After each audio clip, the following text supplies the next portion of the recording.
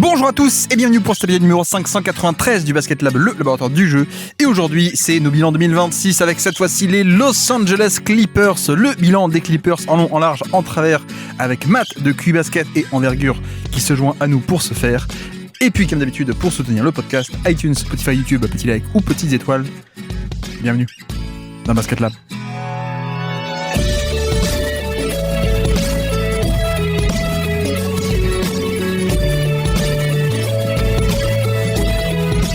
Et donc, on se retrouve aujourd'hui pour faire le bilan 2026 des Los Angeles Clippers. Et pour faire cela, nous recevons quelqu'un qui, lui, a les réponses de l'enquête. Il va nous les présenter. C'est Matt. Comment ça va, Matt?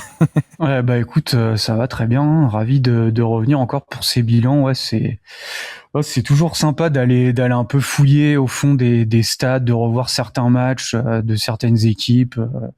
Mais oui, bien content de faire les Clippers parce que équipe compétitive, mais il y a aussi certains jeunes intéressants, je trouve, à parler. Donc, au final, je trouve qu'il y a pas mal de choses à raconter sur cette équipe. Bon, Matt, t'essaies de noyer le poisson là, mais alors dis-nous, l'enquête, ça donne quoi cette enquête sur Kawhi Leonard qu'on attend depuis un an maintenant? Ouais, c'est assez bizarre hein, tout ce qui se passe. Ça date même depuis l'été dernier. Hein. Septembre, je crois, ça va faire un an bientôt. On sait pas trop où on en est. Hein. Ils ont même suspendu. Enfin, le trade est pour l'instant en suspens. Donc, si ça se trouve, Kawhi ne va pas aller à Toronto, va peut-être rester aux Clippers, ce qui serait bizarre. Ou peut-être son contrat sera suspendu. Enfin, j'avoue, je sais pas. J'ai vu certaines rumeurs comme quoi qui disaient que le contrat allait soi-disant pas être suspendu, que ça allait être plus des sanctions financières. Mais en tout cas, la NBA a toujours pas rendu son verdict. Je suspecte que ils sont en train de faire négocier un deal, tu vois, avec Ballmer. Donc un deal où chacun signerait des contrats de comment on appelle ça, des NDA, quoi, de confidentialité, où plus personne parle de l'affaire. Mais que s'ils punissent trop Ballmer va pas être content, ou alors il va porter ça devant la vraie justice qui va dire bah non, mais le salary cap, on s'en fout, quoi. Enfin, ça, je pense qu'il y a peut-être un truc comme ça. Mais ou alors c'est vraiment l'enquête, ils enquêtent, hein, mais putain, c'est long quand même cette enquête, hein. Il y a beaucoup de choses à découvrir. Après, tu me diras, on découvre des choses pas mal, mais non, mais alors Matt, pardon, de QI Basket et de Envergure, bien sûr. Toi qui es fan des Sixers, je m'étais dit, il y avait un scénario quand même rigolo. Bon, ils ont pris Jaylen Brown contre Paul George, mais ce qui était rigolo, c'est que si Kawhi était sur le marché comme il l'a été cet été, un trade Paul George contre Kawhi, tu vois, pour salary dump un peu Paul George et récupérer Kawhi, ça aurait été rigolo, ça aussi, côté Sixers. Bah, c'était quand à la toute fin de la trade deadline là, de cette année, on a vu les quelques rumeurs qui ont commencé à apparaître que peut-être que Kawhi allait être tradé, je crois, 2 heures avant la fin. Ouais. Ah, moi, je me dis, s'ils veulent faire un move un peu, comme tu l'as dit, Paul George contre Kawhi, je pense que c'est le moment de le faire. Hein. Je pense que Daryl Morey aurait échangé Paul George contre Kawhi, pas contre Jaylen Brown. Mais bon, je pense aussi. Ouais. Bah, tu me rejoins. tu me rejoins. Bon, bref. Bon, à part ça va, Matt, ou pas? Bah oui, très bien. Par contre, c'est un peu le vide là. Je t'avoue, on est en plein mois d'août. Il y a plus de rumeurs, il y a plus de matchs, il y a plus rien. J'ai un peu hâte que la saison redémarre là. C'est bien qu'on ait ces bilans, ça permet de revoir certains matchs, mais c'est vrai que j'ai un peu hâte que ça redémarre. Ouais. Toi qui es un peu sur Envergure aussi, hein, le média scouting, etc., tu fais pas tout ce qui est tournoi des jeunes, tu vas pas en Croatie, tu vas pas en Bulgarie voyager, rencontrer des gens, ou même regarder les tournois d'été? Non, c'est vrai que je m'y suis pas mis. Par contre, je pense que je vais faire, c'est vu qu'il y a pas mal de joueurs qui sont restés à la draft. Je pense à des Patrick Ngongba, Flory Bidunga, enfin pas mal de joueurs en fait qui auraient dû se présenter à cette draft-là et qui ont recommit. Je pense que je vais me refaire pas mal de leurs matchs de joueurs comme ça que j'ai pu moins regarder la saison dernière. Bon, moi je me dis ça permettra. Au moins on a une année pour tout l'été en tout cas pour regarder un peu tous leurs matchs. Donc je pense que je vais faire pas mal de ça finalement. Tout un mois d'août pour se poser la question, est-ce que le petit Tyler Tanner qui fait 6 pieds d'eau, est-ce qu'il est assez bon pour la NBA ou pas, notamment. Mais ouais. Bon, si ça va bien, alors je réexplique le format, mais tu le connais très bien déjà. Donc le format, les bilans 2026, les 10 stats de la saison, si on l'appelle comme ça. On prend une équipe et sur un podcast, on présente le bilan de cette équipe en 10 stats ou 10 points clés, donc des stats intéressantes ou alors des stats qui permettent d'être un peu un prétexte pour parler de plein de petits sujets. En effet, on en parlait un peu, mais il y a plein de choses intéressantes à dire chez ces Clippers pour le coup. La saison a été très bizarre, mais aussi très intéressante de plein de points de vue. Donc je peux te lancer sans plus tarder. On y va directement. Quelle est ta première stat du jour à nous présenter pour ces Clippers 2026? Ouais, alors ma première stat, c'est 116,3. En fait, c'est le defensive rating des Clippers cette année, c'est 19e de NBA. Et pourquoi j'ai pris cette stat? Parce que je trouve que c'est un peu l'histoire de leur saison, entre guillemets. Parce que l'année dernière, en fait, c'était une défense d'élite. Ils étaient 3e et on a plongé à la 19e place. Alors, il y a plusieurs facteurs qui expliquent cela. Je me suis surtout plongé dans un qui en fait, qui sont pas vraiment de leur fait, mais en fait, ils ont subi une grosse variance à 3 points. En fait, les adversaires ont shooté à 36%, 36,7 même % sur la saison, ce qui est, je crois, 19e de NBA.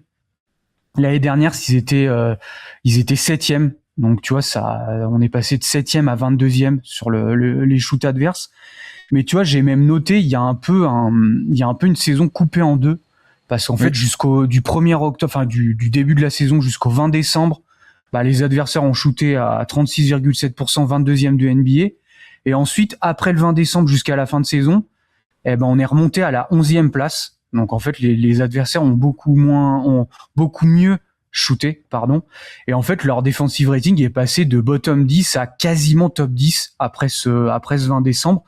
Mais en fait, la seule explication que j'ai, c'est les adversaires en fait qui ont au début qui ont très bien shooté face à eux et après qui ont moins bien shooté. On est retombé un peu à la moyenne, mais c'est en fait pour dire c'est des trucs qu'on contrôle pas et en fait ça peut avoir un vrai impact sur une saison ou même sur une demi-saison NBA. Alors l'année dernière, c'est vrai que les adversaires shootaient mal entre guillemets, mais je pense qu'il y a aussi, on en avait un peu parlé pour les Phoenix Suns, je pense qu'il y a aussi une question de schéma où les Clippers en fait ont des schémas quand même assez agressifs sur faire des stunts, aller boucher l'accès au cercle, mais il y a aussi, je pense, une qualité de close-out.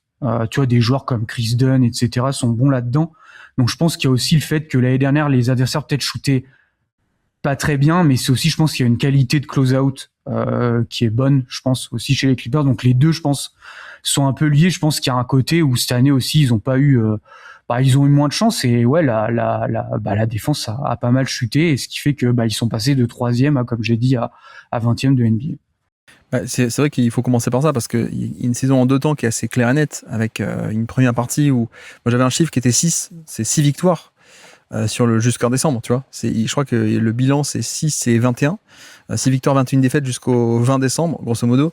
Et après, c'est 36 victoires sur le reste de la saison, mais donc 36 et 19. Donc, ils passent d'un début de saison où ils sont à 21% de victoire, une fin de saison, ils sont à 65% de victoire.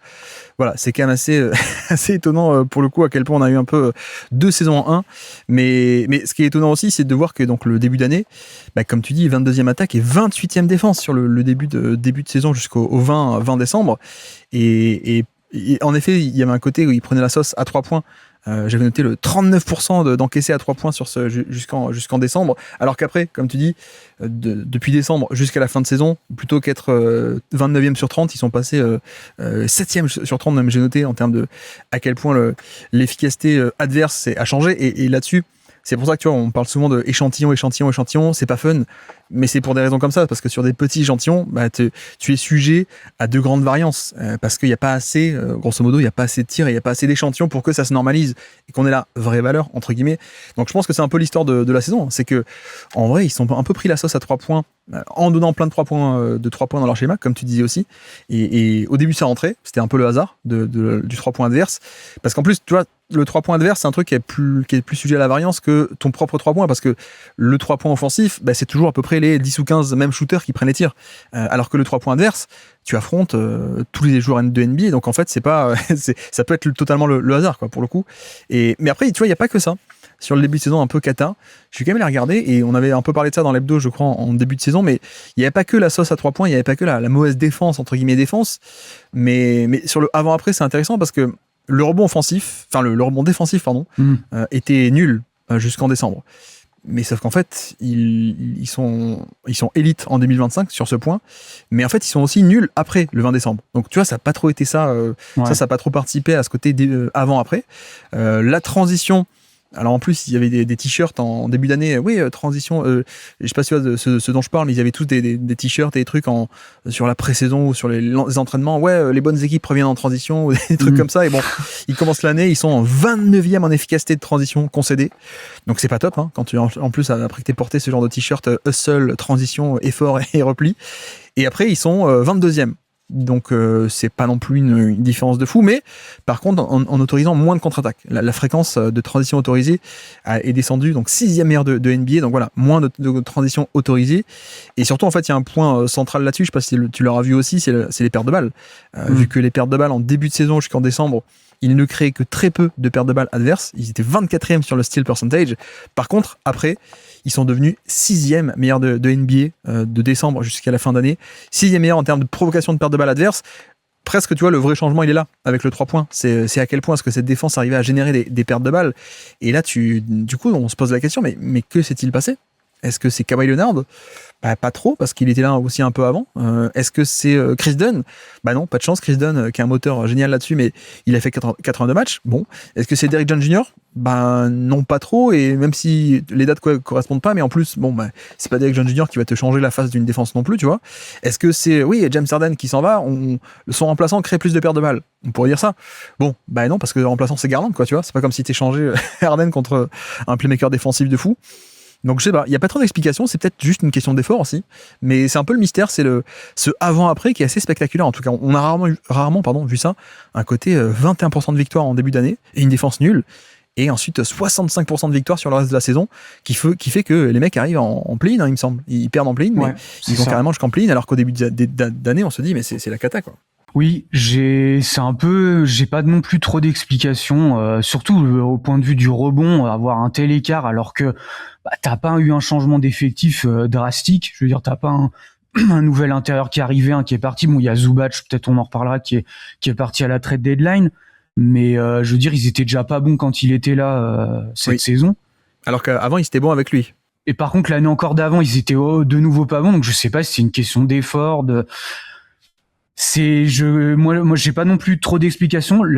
Sur les pertes de balles, c'était effectivement, je trouve que le fait qu'ils en reprovoquent plus, c'est plus la normale, parce que c'est un peu les schémas de Jeff Van Gundy qui est arrivé l'année dernière, où c'était, comme j'ai dit, beaucoup de stunts, etc. Enfin, c'était assez schématique de créer beaucoup de pertes de balles, et je pense que c'était peut-être une question d'effort, je dirais, en début de saison, puisque c'est revenu à la normale.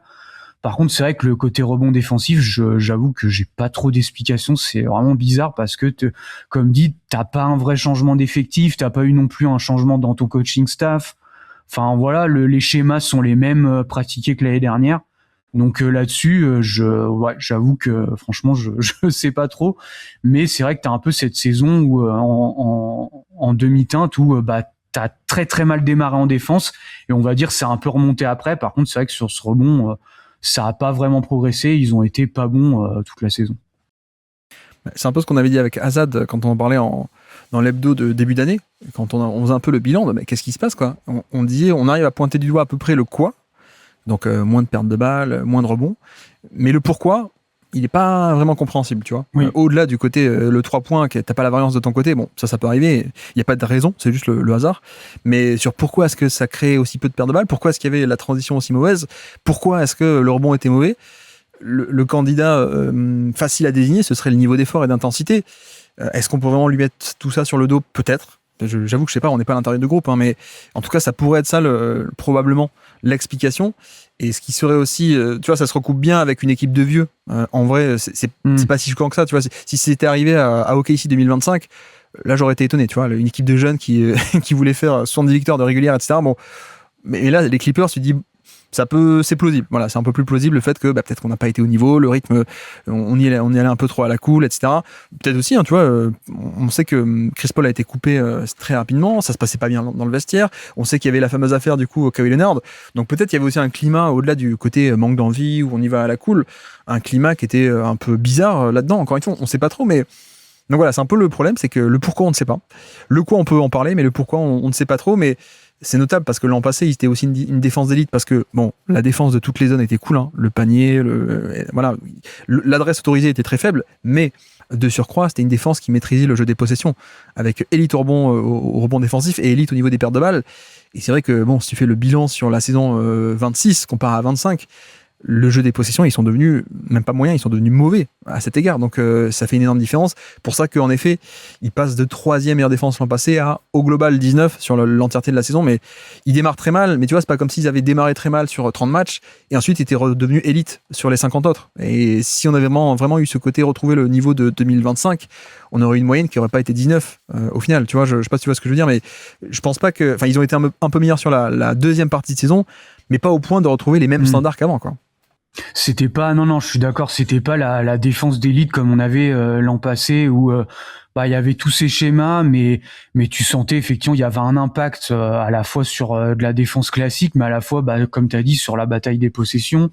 En plus, ils étaient élites au rebond défensif, mais ils créaient énormément de pertes de balles. Alors que c'est vrai que cette année, c'était beaucoup moins le cas, même en deuxième partie de saison où c'était mieux. Oui, c'était mieux, mais on n'était pas au niveau non plus de l'an passé. Alors peut-être qu'effectivement c'est une question d'âge d'effectif, c'est fort probable puisque ils ont, je crois que j'avais calculé, ils avaient une moyenne de plus de 31 voire même 32 ans de moyenne d'âge. Bon, après ça s'est rajeuni après la trade deadline, mais oui, c'est peut-être dû à ça, à l'effort, etc. Parce qu'en tout cas, bon, quand tu regardes un peu ce qui était fait schématiquement lors des matchs, moi, j'ai pas vu de changement, quoi. C'était toujours les mêmes schémas qui étaient exécutés. C'était toujours beaucoup de stunts, des aides assez agressives au panier. D'ailleurs, tu le vois, hein, dans leur fréquence autorisée, c'est quasiment pareil dans toutes les zones, que ce soit l'année dernière ou l'an passé. Même en termes d'efficacité, ils ont même été un peu mieux cette année en efficacité au cercle. Donc, tu vois vraiment que je pense que les schémas étaient les mêmes. Peut-être qu'ils étaient moins bien exécutés par moment. Et le rebond défensif, comme on a dit, ça là-dessus, j'avoue que j'ai pas trop d'explications, sachant que c'était à peu près les mêmes joueurs, quoi. Oui. Après, je sais pas, est-ce qu'il y a eu un truc au niveau du coaching tree de Tyrone Lue, tu vois, les mêmes assistants ou pas, et quand on parle de coaching tree avec l'affaire aspiration de planter des arbres, tu vois, non, moi ce que j'ai pas réussi à retrouver la stat, c'est il démarre en 6-21 et je crois que Tyrone Lue dit ouais non mais vous inquiétez pas, on va faire 35 victoires sur le reste de la saison pour arriver à l'équilibre. Ils ont même fait 36, quoi. C'était un truc assez fou, mais en un sens c'est là où je pense que le côté comeback était plus probable parce qu'on parle pas d'une équipe comme les Nets par exemple qui sont nuls et on pouvait pas parier que les Nets qui démarraient très mal feraient l'inverse sur la deuxième partie d'année, tu vois. Mais une équipe comme les Clippers qui était bon avant, ça ressemblait quand même un peu plus à un côté anomalie en fait le début d'année, donc je pense qu'on pouvait être confiant, et on l'avait dit à l'époque, on pouvait être un peu confiant pour que eux la normale soit plutôt être bon et donc qu'il y ait un comeback pour revenir carrément en play-in, etc. Donc voilà, c'est un peu ce qu'on a eu. Tiens, de mon côté, première stat du jour, je vais dire 12,5. Je suis resté classique, hein, 12,5 pour le coup. C'est les possessions d'isolation par match jouées par les Clippers en 2026. À ton avis, quel est le rang de ces isolations par match ? Je l'avais aussi cette stat-là, donc ils sont premiers de NBA. En plus, j'avais noté que il y a plus d'une possession d'écart par match avec le deuxième. Enfin, il y a quand même un écart assez significatif entre eux. Je crois que c'est les Sixers, il me semble qu'ils sont deuxième ou OKC, mais j'avais noté qu'il y avait quand même un écart, pour dire que c'était c'est une équipe qui joue énormément d'isolation, mais c'est un peu leur identité depuis qu'il y a Kawhi et puis depuis qu'il y a Harden en plus qui les a rejoints. Oui, alors au début c'était Kawhi et Paul George, ensuite c'était il y avait aussi Harden, ensuite Paul George est parti, c'était Kawhi et Harden, et là bon mais voilà c'est encore pareil, quoi. C'est-à-dire que c'est une attaque qui est très simpliste dirait certains, mais qui est assez frontale, assez directe. Donc voilà, ils sont encore une fois première attaque de NBA en termes d'isolation par match, comme tu dis, avec un sacré écart. En plus en niveau efficacité 5e meilleur de NBA aussi. Donc tu vois, c'est là-dessus où c'est quand même cool, hein. C'est parce que quand tu as les atouts pour le faire, Paul George à l'époque était très bon, ou Kawhi, ou ensuite James Harden qui était très bon, et Kawhi, et donc là encore Kawhi évidemment. Également niveau pick and roll, 16,3 par match, possession terminée par le porteur de balle de pick and roll. Bon, la fréquence elle est pas première de NBA, elle est dans la moyenne, mais 5e meilleur en efficacité aussi. Donc encore une fois un pick and roll et isolation, ce style de jeu très très frontal et très direct. Et sachant d'ailleurs que l'an passé il y avait un volume qui était similaire, mais par contre il était moins efficace, hein. Pour le coup il était plutôt dans la moyenne, plutôt que comme cette année 5e meilleur de NBA en termes d'efficacité sur sa pick and roll. La catégorie cette fois-ci du rollman, le poseur d'écran pour dérouler un peu cette attaque, 6,5 par match, possession terminée par le rollman. Mais par contre, en termes d'efficacité, ils sont 29e sur 30 cette saison. Donc, c'est là peut-être le truc un peu notable, c'est de voir que le pick and roll n'a pas tant que ça marché pour les poseurs d'écran. Alors, quand on dit poseur d'écran et rollman, il y a rollman au panier, mais il y a aussi rollman au pick and pop. Voilà, ça rentre là-dedans, le côté je pose l'écran et je roule à 3 points. Les pick and pop sont inclus là-dedans. Bref, donc 29e sur 30, c'est quand même pas top. L'an passé, ils étaient 21e, donc c'était un peu mieux, mais c'était pas non plus fantastique. Je pense que l'écart entre 21 et 29 s'explique aussi sans doute par un peu Zubats, on en parlera sans doute tout à l'heure.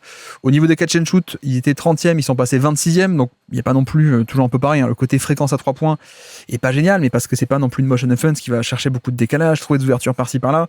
Non, c'est frontal, peu de catch and shoot, mais un minimum de spacing pour faire respecter, pour que l'isolation marche, grosso modo. Et l'autre stat que j'aime bien toujours aussi citer, c'est au niveau des passes par match. Les passes, pas les assists, hein, mais les passes par match. 262 passes par match en moyenne pour les Clippers. 29e de NBA. Il y avait seulement les Dallas Mavericks de Jason Kidd qui ont été encore plus mauvais. Alors je crois que d'ailleurs que Kidd était assistant de Tyronn Lue pendant une certaine époque, au passage. Mais voilà, 30e au niveau des assists par match, 30e au niveau des potentiels assists par match.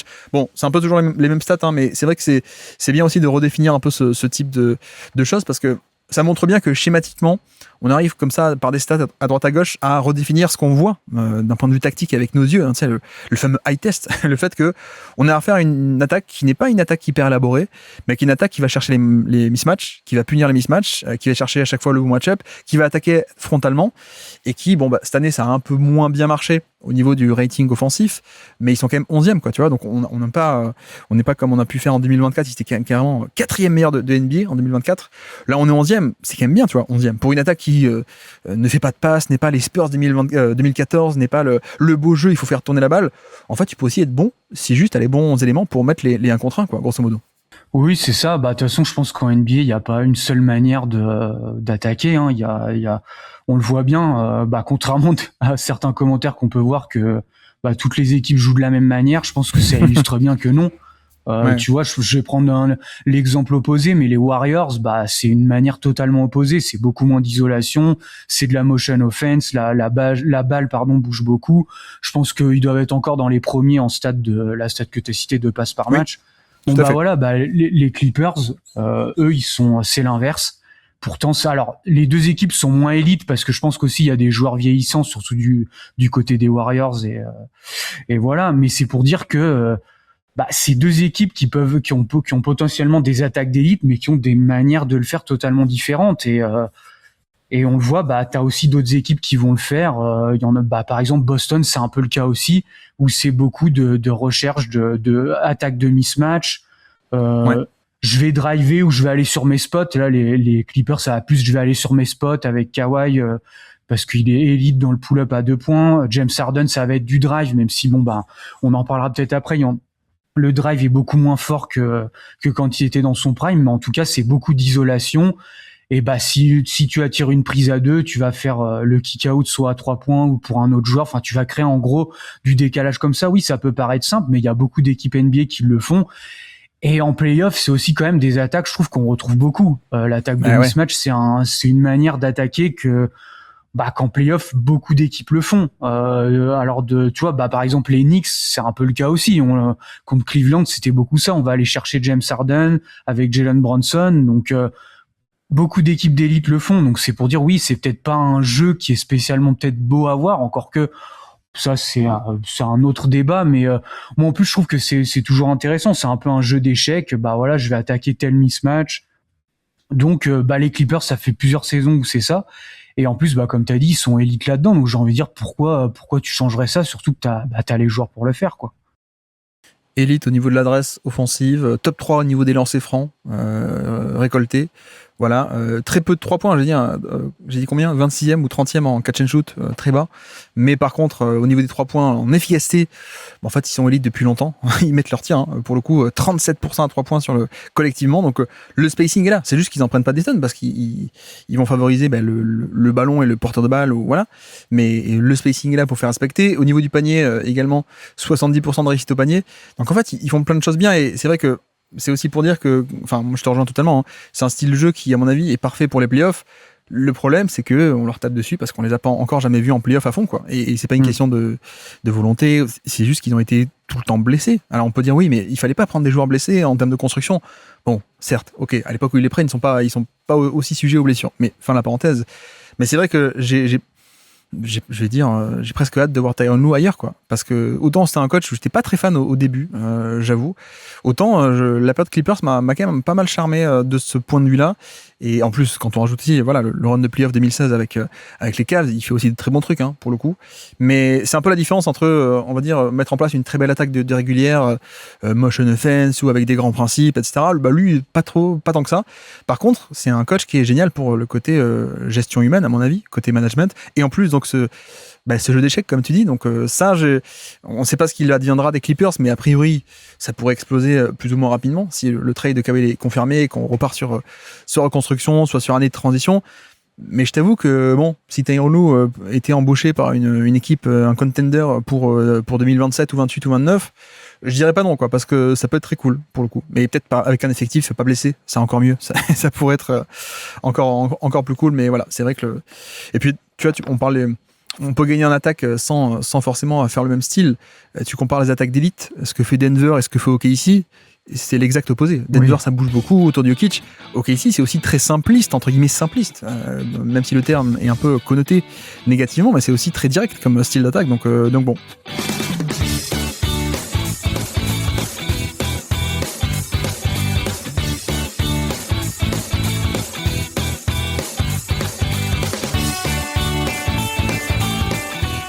Quelle est ta deuxième stat du jour à nous présenter pour ces Clippers 2026 ? Alors, ma deuxième stat, allez, on va aller là-dessus, on va continuer un peu sur l'attaque, mais plus d'un prisme individuel, c'est plus 10,7. C'est le on-off de James Harden en attaque, hein, seulement. Quand il est sur le terrain et quand il est pas là sur le terrain, donc les Clippers sont 10 points meilleurs en attaque en termes d'offensive rating quand il est sur le terrain versus quand il n'y est pas. Et donc ce qui est, j'ai dit 99e centile de NBA, donc ce qui est vraiment très bon. Après, le problème du on-off, c'est que c'est aussi lié à tes backups, etc.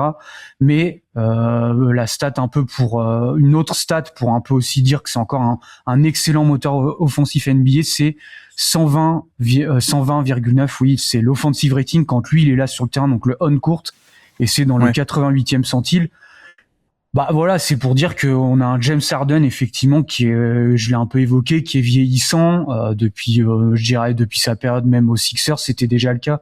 On a vu quand même un déclin. Il est plus autant décisif sur drive. Enfin voilà, il drive moins au cercle, il va moins au panier. Il est plus maintenant sur la short, la mi-distance et short mi-distance. Il y a aussi beaucoup de pull-up à 3 points, peut-être encore plus qu'avant. Par contre, il est toujours élite pour ce qui allait chercher des fautes. Mais aussi, là, ce que cette stat traduit, c'est encore un excellent, voire même un moteur offensif qui est encore élite, malgré son âge, malgré le fait, comme j'ai dit, qu'il y a peut-être moins ce côté drive, qui est un peu le truc que tu recherches quand t'es un moteur offensif. Mais il a toujours le playmaking, en fait. Il a toujours un peu ces trucs où il est encore très, très élite. Bon, aux Clippers, il a pas fait une saison entière. Il a été tradé à la trade deadline. Mais voilà, c'est pour montrer que on avait encore affaire à un James Harden qui a porté cette attaque des Clippers et s'ils finissent 11e de NBA, je pense qu'il est en grande partie responsable de ça, même s'il a pas fait toute la saison entière. Donc le on-off est bon, mais comme tu dis, le on-off dépend aussi juste parfois de tes backups. Donc si t'as un backup mauvais, tu vas avoir un bon on-off alors que t'es pas forcément aussi bon que le on-off le dit. Mais le on-court confirme un peu l'aspect de le on-court, c'est seulement la perf de l'équipe avec le joueur. Donc pas que le on et pas le on-off. Et là, c'est encore bon. Donc il y a encore cette empreinte de collective aussi. Hein. C'est pas que son propre scoring. C'est un peu ça que tu veux dire aussi. C'est que c'est ça. Quand on voit la perf collective, alors c'est pas que lui évidemment, mais il y a ce côté playmaking qui évidemment aide à porter l'équipe. Alors c'est marrant parce que moi j'avais une autre stat aussi. C'est pour montrer à quel point James Harden sera toujours James Harden. Mais quand je dis toujours, c'est toujours. James Harden, 42% de fréquence d'isolation. Donc fréquence d'isolation, c'est la fréquence du joueur par rapport à son propre jeu. Donc 42% de ses possessions étaient prises sur isolation. C'est premier de NBA encore, hein, tu vois. Et c'est là où c'est marrant, mais ça fait quelques temps déjà qu'on le dit, mais il y a une époque, il y a peut-être 4-5 ans, on se disait peut-être est-ce qu'il peut rentrer dans un rôle un peu plus réduit, un peu plus off-ball, catch and shoot, etc. Et il le fait un peu, mais tu vois, on pensait que l'isolation se réduirait avec l'âge et le déclin physique. Et en fait, non. Ce qui est marrant, c'est que oui, il est plus axé peut-être côté meneur-passe-first. Donc, par rapport au nombre de ballons qu'il a, il va faire plus de passes qu'auparavant. Par contre, lorsqu'il score, tu vois, c'est toujours le même James Harden d'avant. Donc, 42% de fréquence d'isolation. À ton avis, qui est le deuxième du classement et avec quel score ? En fréquence ? Ouais, en fréquence par rapport à son ça propre jeu. Ça doit être chez Gilius Alexander, non ? Ou quelque chose comme ça. Il est seulement troisième, Shai. Il est troisième à 28%. Non, le deuxième, il s'appelle James Harden, version Cleveland. Ah ouais. À 36% de fréquence. Mais non, voilà, au-delà de la blague, effectivement, le vrai deuxième, on va dire, c'est Shai qui a 28% de fréquence d'isolation. Mais c'est pour dire à quel point on a aussi un joueur très caricaturé et qui le restera pour toujours sur son scoring, je pense. Hein. Je pense qu'aujourd'hui, on a bien compris. Mais l'autre stat que j'avais aussi à cet égard, c'est que déjà, en plus, il est efficace sur l'isolation. Oui, c'est ça. Ouais. 1,06. Donc au-delà des 1 point par possession, la barre un peu symbolique d'un point par possession, il a 1,06, 85e centile sur la période Clippers, 88e centile même sur la période Cavs. Donc si on fait un peu le mélange des deux sur la saison, voilà, c'est élite. Hein. Alors on n'est pas au niveau de Shai qui a 92e centile, mais on n'est pas loin non plus sur les gros volumes. Et non, l'autre stat marrante que j'avais aussi sur lui, c'est 17,4. C'est le pourcentage, c'est le shooting foul percentage, à quel point est-ce qu'il provoque des fautes pendant une tentative de tir. Donc en l'occurrence, 17,4% du temps de ces tirs, il provoque une faute. C'est parmi les non-big qui ont des standards un peu différents, les intérieurs, c'est le 6e meilleur de NBA parmi les joueurs à grand minutage. Et donc là encore, tu vois, c'est encore un truc où en fait il est toujours élite et ce sera toujours le James Harden de toujours, j'ai envie de dire. Donc beaucoup d'isolation et cette expertise qui parfois fait râler certains, et je comprends, de provoquer des fautes. Et bon, par ailleurs, 80e centile au niveau des pick and roll pour l'efficacité. Donc voilà, ça rejoint un peu ton côté moteur offensif, etc. Plus 3% relatif à la moyenne en termes de scoring. Il a jamais été en dessous de la moyenne en carrière, un des seuls de l'histoire. Sur 35% d'usage en plus, donc encore un volume de fou. C'est marrant parce qu'en fait, c'est James Harden de toujours, mais alors qu'en fait, il a quel âge il a maintenant ? 35, 36, 37, je sais plus. Et on voit je crois qu'il va avoir 37 ans. Ouais. Et en plus, on a appris que Westbrook, son compère de toujours, presque vient de prendre sa retraite, lui, pour le coup. Et tu vois, Harden, c'est toujours le même, après toutes ces années. Alors, avec le déclin physique, il y a moins de tranchants. En playoff, ça passe moins, ce côté 1 contre 1, parce qu'il n'y a plus autant de jus. Mais c'est marrant de voir qu'en fait, en régulière, c'est toujours un moteur offensif et toujours dans le même style de jeu de scoring de isolation, faute et pull-up à 3 points. Oui, non, mais c'est exactement ça. Je pense qu'on a affaire au même joueur qu'auparavant, qui fait des choses moins bien forcément qu'avant. C'est plus un top 10 NBA, on est plus allé top 20, top 30, ça dépend des saisons, etc. Mais on a toujours un joueur qui est quand même ultra héliocentrique, qui a beaucoup besoin de la balle entre les mains, qui a pas beaucoup de valeur off-ball. Même si à Cleveland, je trouve qu'il y a eu quelques trucs intéressants où on l'a un peu plus vu off-ball, mais t'as un peu ce côté, comme t'as dit, en saison régulière, c'est génial parce qu'il t'apporte vraiment un plancher qui est quand même haut, parce qu'il a encore quand même cette efficacité sur isolation, ce qu'on pourrait croire. On se dit, il a quand même 36, 37 ans, mais il est toujours 88e centile en isolation, donc il fait toujours partie des meilleurs de NBA, malgré son âge, malgré le fait qu'il aille moins au cercle, mais parce que il a toujours ce truc de provoquer des fautes, d'être élite aussi sur le pull-up à 3 points. Mais en tout cas, on a toujours affaire à un même joueur qui est toujours très bon en saison régulière. Après, en play-off, je pense on voit peut-être un poil plus les défauts parce que Exactement. Pas parce que ces histoires de choc, etc., comme on peut voir, mais parce que je pense que c'est en fait, on a affaire à un joueur qui a un peu, tu vois, une carte dans son jeu, si je caricature un peu, mais on n'a pas le truc, on peut l'utiliser de telle manière ou de telle manière, tu vois, de l'utiliser peut-être plus sur des off-screen ou etc., ou l'utiliser sur, tu vois, de la création, par exemple, tu vois, Luka Doncic qu'on pourrait utiliser plus sur du post-up et de la création sur post-up. Je pense que James Harden a beaucoup moins ça, mais c'est un peu pour dire, il a un peu toujours ce truc de peut-être d'être trop frontal, mais drive un peu frontal, et ce qui peut lui faire défaut en playoff, c'est un peu la seule manière de l'utiliser. Alors c'est cool en saison régulière parce que t'affrontes plein d'équipes et je pense que t'as un peu moins de plans de jeu pour contrer ça. Par contre, c'est vrai que arrive en playoff, je pense que c'est plus en termes tactiques où effectivement il a un peu cette seule carte là, et cette carte là face à des défenses élites, et c'est peut-être là je pense où ça pêche un peu, et on voit un James Harden qui est beaucoup moins fort à l'époque de Houston, je pense que ça passait parce qu'il était tellement élite là-dedans que ça te menait encore des attaques de playoffs très bonnes. Par contre, je pense qu'on le voit là effectivement avec Cleveland, là où il y avait ce problème d'âge et de drive un peu moins bon, on le retrouve plus face à des équipes d'élite et en playoff, quoi. Mais c'est là où quand je dis c'est le même joueur que toujours, hein, c'est pas que dans le sens amélioratif et avec des louanges, c'est que il y a aussi les mêmes défauts du profil, quoi. Et notamment, alors c'est rigolo de voir que le mec à 37 ans il fait autant d'isolation que quand il avait 32 dans son prime, mais en un sens ça montre aussi à quel point ça manque un peu de synergie off-ball et de flexibilité du profil. En fait, c'est rigolo, mais une fois que t'as passé le fun fact, tu dis ouais, mais du coup on a toujours le même profil un peu rigide, quoi. Et c'est ce qui est un peu dommage. Et pour le côté playoff, je te rejoins, je suis pas sûr que c'est une histoire de mental ou de soft ou de choc, c'est juste que là ça passe plus, quoi. Je veux dire, il y a plus assez de jus pour punir. Et en fait, il les a eu l'isolation en playoff, mais tu voyais bien qu'il y avait des possessions où il arrivait à obtenir en switch Brunson et il n'allait pas le punir. Ça c'est juste qu'il y a plus assez de jus dans le moteur, quoi. Je veux dire, le vrai Harden des mecs comme Brunson, c'était matin midi soir, quoi. Et voilà, on est peut-être à la fin de j'allais dire de prime. Non, le prime est fini, mais peut-être en toute fin de carrière. Donc il joue toujours pareil, mais ça marche moins bien, et surtout en playoff où le niveau de compétition est plus élevé, où Brunson était face à lui, mais tu vois, il y avait aussi 2-3 mecs autour. Donc les défenses de playoff sont aussi beaucoup plus structurées. Donc passer Brunson, c'est une chose, mais si c'est pour le passer, pour tomber sur OG et 4 au panier, c'était aussi compliqué. Et ça, je dis pas ça au hasard, il y avait des exemples concrets de ça, quoi. Donc je pense que c'est là où les playoffs. Moi, j'étais très chaud sur les Cavs avant les playoffs, parce que je me disais, il peut rajouter cette attaque de 1 contre 1 qui manquait un peu, mais j'espérais sans doute un niveau de 1 contre 1 un peu plus élevé que ce qu'on a eu, pour le coup. Et là, oui, ça cale en playoff. Mais après, c'est rigolo, parce que je te dis, 42% de fréquence d'isolation en régulière, donc 42% de ses possessions, c'était l'isolation. Et depuis que la base de données existe, depuis 10-11 ans, depuis 2016, il y a que 2 autres scores qui sont plus élevés. C'est James Harden 2019 et James Harden 2020. Voilà. Une fois que les équipes sont mis à switcher son pick and roll, même peut-être 2018, non. 2018, il est à 35%. Voilà. Mais parce que tout le monde ne switchait pas encore tout.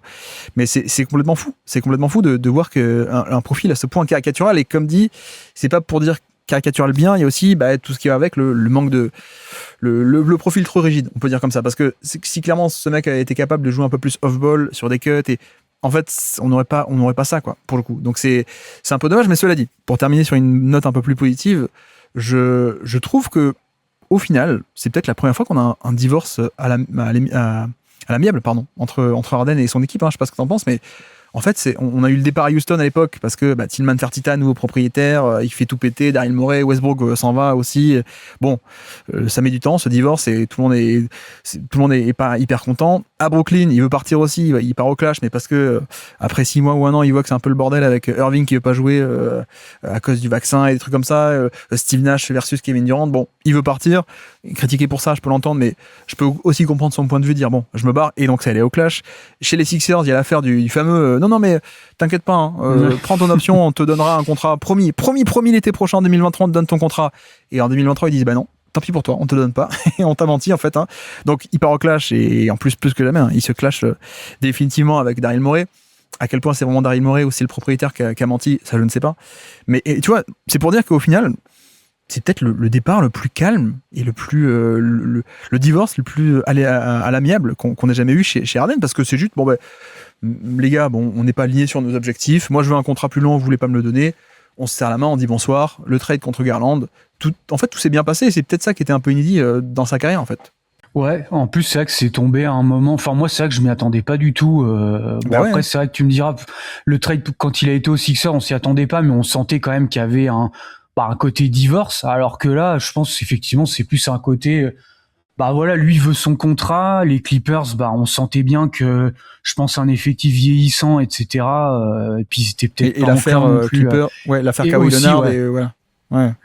Et du coup ils se sont un peu dit Harden lui voulait toujours jouer pour un contender, Cleveland recherchait en plus, comme tu as un peu évoqué, un joueur qui est capable peut-être de plus punir sur isolation, donc finalement l'un dans l'autre, je pense que les deux équipes ont été plus ou moins gagnantes. Les Cleveland à court terme, parce qu'au moins t'as enfin ce joueur de 1 contre 1, puis peut-être qu'on reparlera un peu de Garland, mais Garland, le problème c'est il y avait aussi un côté blessure, et c'est vrai que ce qui est cool quand même avec Harden, ok, il y a l'âge, mais c'est quand même un joueur qui se blesse quasiment jamais, Et bon, Oui. bah la disponibilité c'est quand même important. Et lui, bah il t'emmagasine, pardon, comme on a dit, un grand nombre encore d'isolations où il arrive à être efficace en saison régulière. Mais en plus, il le fait sur un nombre de matchs qui doit être dans les 60 matchs par saison. Donc ce qui est quand même très cool, quoi. Et je pense que peut-être que Cleveland aussi, on a eu un peu un ras-le-bol peut-être de bah voilà, Garland, un coup, c'est un peu une saison sur deux. Garland, c'est une saison, il va être en forme, puis une saison, il va être plus blessé. Peut-être qu'eux aussi, on a eu un peu marre de ça et on saisit aussi cette opportunité d'avoir Harden. Mais c'est vrai, comme tu dis, du coup, il n'y a pas eu vraiment de clash. C'était un peu, les deux équipes s'y sont retrouvées. James Harden aussi s'y est retrouvé. Peut-être Darius Garland s'y a un peu moins retrouvé parce que, voilà, on sait pas trop. Mais en tout cas, ouais, pour une fois, on a eu un trade en bonne et due forme. Et pourtant, j'ai quand même trouvé qu'il y avait encore des critiques sur lui, ce qui est quand même fou. Oui. Alors que, comme tu dis, pour une fois, je pense qu'il est un peu pour pas grand-chose là pour le coup. Ah, mais moi, je pense qu'il est pour pas grand-chose depuis le début. Hein. Quand les Rockets pètent, Westbrook se demande son transfert, on l'a pas tapé dessus parce qu'il voulait transférer des Rockets, tu vois. Oui. Et bon, c'est normal. Pour le côté Brooklyn, le cirque que c'était, oui, c'est dommage. C'est un what if, c'est dommage. Mais dans la réalité, bon, il veut se barrer parce que l'équipe est un peu. Et d'ailleurs, elle est partie en couille juste après aussi. Oui. Hein. Donc, C'est bon. vrai. Et les Sixers, le côté mensonge, alors ça, je sais que les gens ne veulent pas l'entendre, mais ça a quand même été assez bien documenté, quoi. Ce côté promesse de contrat par rapport à l'option, prends ton option, tu auras ton contrat, et finalement, le contrat vient pas. En fait, moi, je pense qu'il est jamais vraiment. Alors, tu peux très bien mieux réagir que lui dans ces situations, mais c'est pas non plus la diva comme on présente, à mon sens, hein, de lui qui d'un coup se lève un matin et dit je veux changer. Je pense pas que ce soit que ça. mais bon. Tiens, d'ailleurs, est-ce qu'on pourrait pas faire un échange maintenant, Tyronn Lue et Atkinson aussi, ça pourrait être très cool aussi pour Cleveland, je ne sais pas. Bref, ma deuxième stat du jour, moi de mon côté, et on parlera de Garland plus tard en effet, dans ce côté échange, mais moi je vais aller sur 2. Le chiffre 2 pour ma deuxième stat du jour, c'est un filtrage, c'est le nombre de joueurs qui répondent aux critères suivants, mon cher Matt. Plus de 1000 minutes cette saison, plus de 30% d'usage, donc un gros volume de responsabilité et de scoring, plus de 1,25 points par tir tenté, donc une très très belle efficacité au scoring, et à la fois aussi moins de 9% de turnover percentage. Donc pour résumer, qui a joué, énorme volume, très efficace au tir et très propre au niveau des déchets, il n'y a que deux noms qui correspondent aux critères, il y a SGA et Kawhi Leonard. Donc voilà, donc le MVP et le Kawhi, et le Kawhi Leonard, bien sûr. Bon, en fait, c'est juste une stat un peu prétexte pour dire à quel point ce qu'il a été fabuleux. Je crois que les fans des Clippers et d'autres ont aussi pas mal en tête certains matchs. Celui contre Détroit, souviens-toi, où Détroit était en pleine bourre et tout, et Kawhi Leonard leur met je sais pas combien de points, je crois que c'est son record en carrière. Enfin, il y a quand même des moments marquants, et globalement, l'affaire Kawhi Leonard, évidemment, a pris pas mal de place médiatique, et de manière assez logique, évidemment. Mais sa saison sportive a encore été fabuleuse, quoi. Et je trouve que il est pas si bien que ça vendu, mais parce qu'il est en fin de contrat, parce qu'il y a cette affaire qui planait au-dessus de la tête, et donc tu t'en sors avec Ingram, on verra si le trade passe, mais Ingram et Gradedick qui est un peu à la relance, et bon, tu pouvais pas obtenir beaucoup plus vu la situation et vu la fin de contrat, mais en vrai, ça a encore été, pour le reformuler comme ça, encore été un talent offensif d'un niveau absolument incroyable en 2026. 38% à 3 points, 54% dans la zone des flotteurs, ce qui est une efficacité de fou dans cette zone des flotteurs un peu short distance. 73% au panier. Bon, flotteur et panier, t'as compris que sur drive, grosso modo, il est très bon. Donc quand on fait un peu le bilan, 1,21 points par tir sur les drives, 17e meilleur sur 60 gros drivers de NBA, donc quand même plutôt vers le haut encore, pour le coup. Alors que l'an passé, il était quand même mauvais. Il était pas 1,21, il était à 1,05 l'an passé en drive, donc petite panne l'an passé. Et surtout, dernier point, c'est pour ça que je voulais aussi en parler, il a quel âge, 35, 36, je sais pas, donc assez vieux, mais son score de lancer franc est remonté cette année. Il est remonté à 14% de shooting foul percentage, son plus haut depuis 2019, et sachant aussi que, surtout, il avait eu des scores un peu plus bas l'an passé et il y a 2 ans. Donc en 2024 et 2025, il a des scores de à peine 8 et 9%, ce qui peut être un peu inquiétant. En un sens, tu dis, ah, tiens, on commence peut-être à voir le déclin physique. Il est 33, 34 ans, souvent blessé. Un des premiers indicateurs de déclin, c'est les lancers francs. Donc là, il nous fait une saison où en fait, ça remonte totalement. Donc ça rassure un peu quand même, je trouve, sur son profil offensif et sur la date de péremption et de son déclin, on va dire. Oui, moi c'est vrai qu'il a une saison vraiment surprenante de sa part. Moi je m'attendais plus à un joueur qui était en déclin parce qu'il y avait des indicateurs, comme tu as dit, lancer franc, etc. Et puis bon, toujours avec Kawhi, ce côté quand même blessure chaque saison, ou puis bon, des blessures sur le bas du corps, voilà, des choses où forcément je connais bien avec Joel Embiid, c'est des trucs des fois, au bout d'un moment, tu voilà, t'arrives plus à performer avec l'âge, etc. Mais non, ouais, toujours élite. De toute façon, ce toucher de balle, je pense qu'il l'aura toujours sur les pull-ups. Ça, je pense que ça va pas trop changé. Même si, ouais, cette année, sur le short mi-distance, c'est assez impressionnant. Mais oui, une saison vraiment élite de Kawhi Leonard. Tu vois, moi j'avais des stats sur les playtypes de création. Il y a le site Data Baller qui regroupe un peu les playtypes de isolation, pick and roll ball handler et post-up. Bah tu vois, en termes, si on regroupe ces trois-là, en termes de volume, donc lui il prend les true shot attempts par 100 possessions. Il est 6e de NBA en termes de volume, et en efficacité, donc relative true shooting, il est 4e en efficacité, donc juste derrière des joueurs comme SGA, Luka Doncic, James Harden. Voilà, on a Kawhi Leonard qui est juste derrière, mais voilà, pour dire qu'en fait on a un joueur qui a un énorme volume de play type de création, donc de création, mais c'est un peu comme on recoupe cette attaque d'isolation, etc. Je pense que lui on a un peu le porte-étendard de tout ça. Mais en plus de ça, c'est surtout, il est ultra efficace, quoi, là-dedans. Donc, en plus, ça marche parce que il y a toujours ce truc, comme on a dit, de toucher qui est vraiment élite. Il a retrouvé, en plus, ce côté lancer franc, ce côté drive, ce côté même post-up.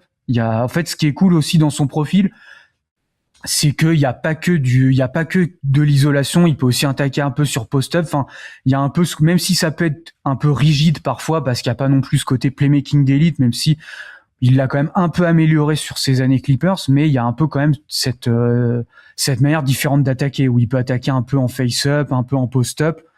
Donc ouais, c'est du Kawhi Leonard dans le texte qui est élite. C'est vrai que moi je m'y attendais pas à ce qu'il refasse cette saison, et ça peut présager en tout cas peut-être du bon pour la suite. Alors on sait pas encore où il sera. C'est ce que j'allais dire, c'est peut-être la seule ombre au tableau. C'est de l'extra sportif, malheureusement. C'est toujours cette histoire on sait pas trop ce qui s'est passé. Enfin, on sait quand même un peu ce qui s'est passé. Il y a eu en tout cas un truc de pas clair avec ce salary cap fait avec les Clippers. Je pense qu'il y a quand même quelque chose derrière. Il y a eu pas mal d'enquêtes qui sont sorties en public. Il me semble que tu avais fait un podcast qui avait pas mal expliqué tout ça. Donc il y a quelque chose à voir. S'il sera suspendu, j'espère pas, mais j'espère quand même qu'on le reverra jouer, parce qu'on a affaire à un joueur qui est encore élite, quoi, en termes de niveau de jeu, quoi. Oui, et j'allais dire, il est payé que 50 millions l'année, mais je parlais que du salary cap, en effet. Donc, non, mais grosso modo, l'histoire, c'est que il avait un contrat d'image, comme n'importe quel star, un contrat d'image de publicité. Et le problème, c'est que plutôt que faire juste 2-3 publicités vite fait pour justifier, ils ont rien fait, quoi. Ils ont même pas fait une seule fois une photo avec aspiration ou un tweet. Alors que bon, tu vois, en faisant le minimum, ils auraient pu se couvrir en disant non, mais c'est juste que la marque, elle m'aime beaucoup, donc elle m'a beaucoup payé. Ils ont même pas fait ça, quoi. Bon, bref.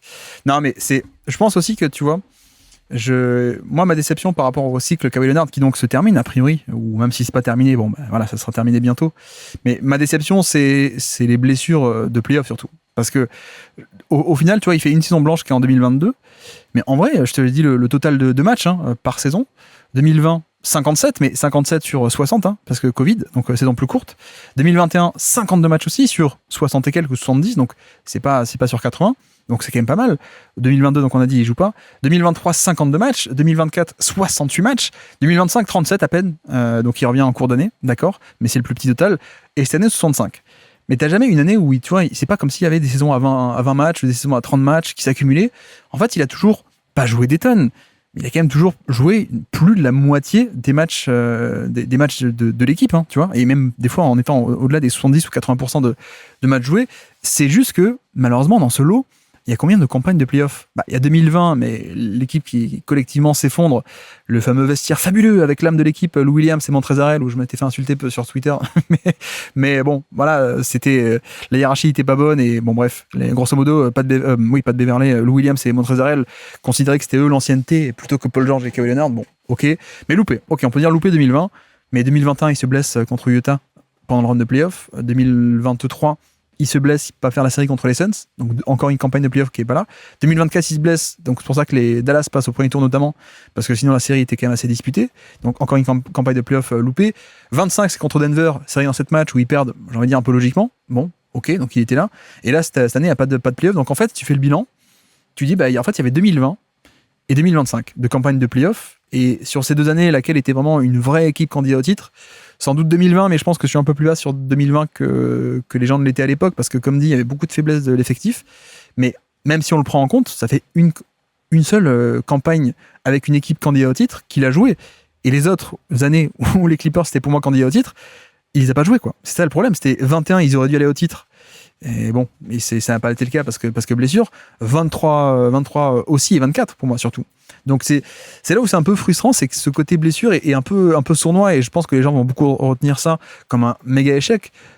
Bon, je sais pas toi, hein, je veux pas te forcer la main, mais moi, on se remet en 2019 et tu me reproposes ce trade, je le refais tous les jours, mais sans aucune hésitation, le trade Paul George et faire venir Kawhi en fait.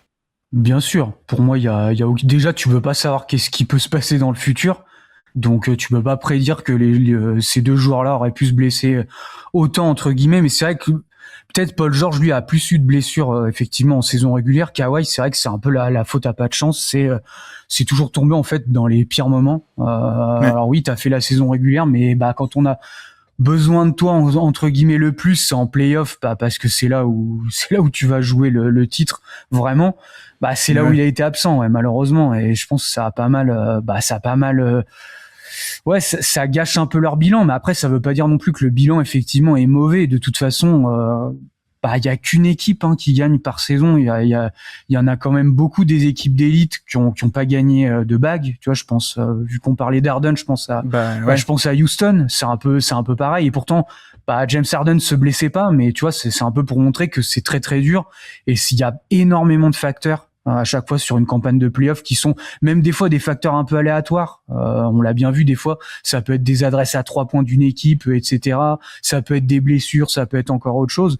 Bon voilà, les Clippers, je pense qu'il y a eu beaucoup de blessures, et en plus, il y a eu des blessures en playoff, et il y a eu des blessures pas que de Kawhi, il y a eu aussi Paul George aussi, qui est quand même un joueur qui se blesse, qui a aussi manqué des fois certaines campagnes de playoff ou certaines campagnes de saison régulière, donc mais sachant que les deux, avant de venir aux Clippers, n'étaient pas très sujets aux blessures. Il y avait eu une saison blanche pour Paul George qui s'est cassé la jambe, une saison blanche pour Kawhi qui s'était fait la cheville ou je sais pas quoi là, pendant un an bizarre. Mais du reste, ils arrivent aux Clippers, ils n'ont pas un historique d'eux, ils se blessent souvent les deux. Et en fait, c'est presque, j'ai envie de dire, est-ce que c'est pas les dieux du basket qu'on dit à Kawhi Leonard, bon, ok, le ballon rebondit encore sur l'arceau là, match 7. Allez, on le fait rentrer. Et par contre, après, le karma, ça va compenser quoi. Tu vois, je sais pas. Je pense qu'il y a un accord avec les dieux du basket de ce point de vue-là. Ouais, et puis surtout que je trouve que c'est quand même, on l'a dit, c'était une équipe quand même qui était bâtie schématiquement aussi pour les playoffs, l'attaque de mismatch, etc. Ça marche bien. Ouais. Mais même le côté en défense, il y avait quand même ce côté un peu qui faisait saliver tout le monde, le côté switch all.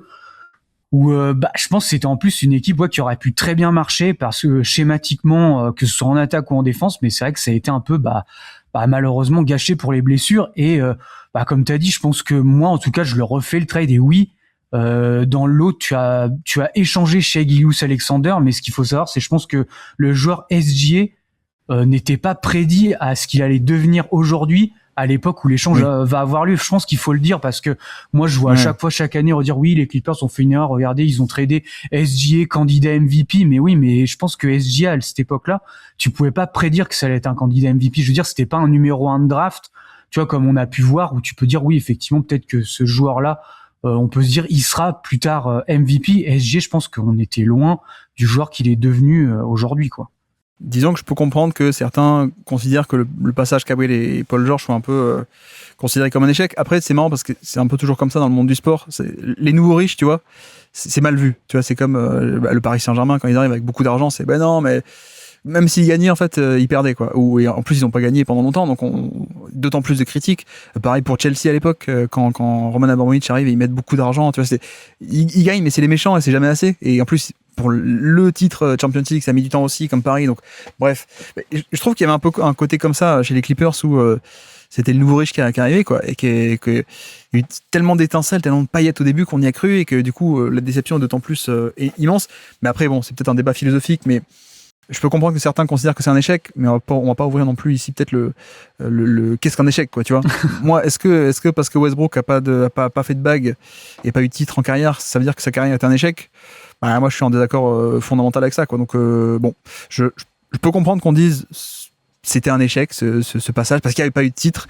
Après, je m'inscris un peu en faux, moi, là-dedans. Et en effet, on est un peu d'accord sur le... si tu as l'occasion à l'époque, en 2019, de le faire, tu le fais. Donc, bon, c'est aussi bien négocié de la part de Casey au niveau du prix. Hein. C'est ça aussi l'idée. Donc, voilà pour le passage de Kawhi Leonard. En tout cas, fallait qu'on en parle. Tiens, si, 2-3 stats bonus. 11e meilleur cette saison au niveau du steal percentage. Voilà, quasiment top 10 au niveau des provocations de perte de balles.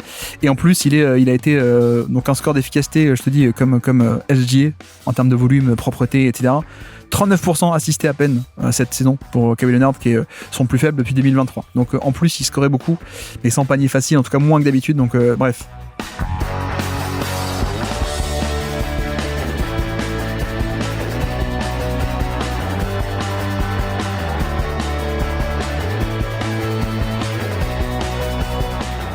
Et donc je peux te lancer, quelle est ta troisième stat du jour à nous présenter pour ces Clippers 2026?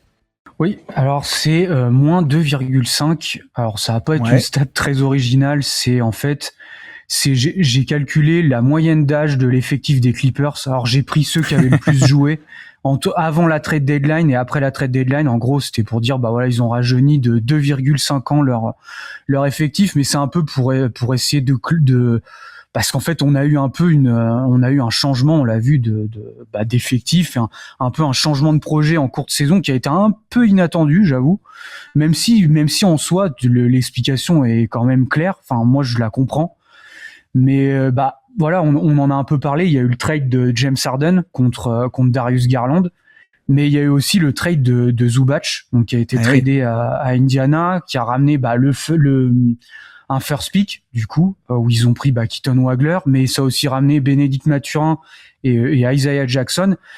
Mais c'était un peu pour illustrer, je trouve que les Clippers ont quand même fait, je trouve, un excellent travail en termes de trade, parce que, alors oui, on l'a dit, James Harden est encore un moteur offensif d'élite, mais bon, c'est un joueur quand même qui est malgré tout vieillissant. T'étais, je pense, un peu coincé aussi avec lui, parce que c'est soit tu le payais, en fait, ou soit tu le payais, quoi.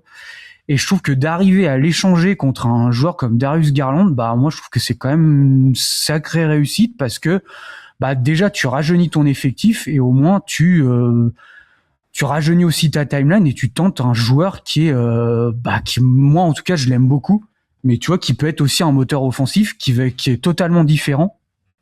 Mais je trouve que d'échanger Harden et de récupérer Garland, je trouve que c'est quand même une réussite. Et même le trade de Zubac, je trouve quand même qu'ils l'ont échangé.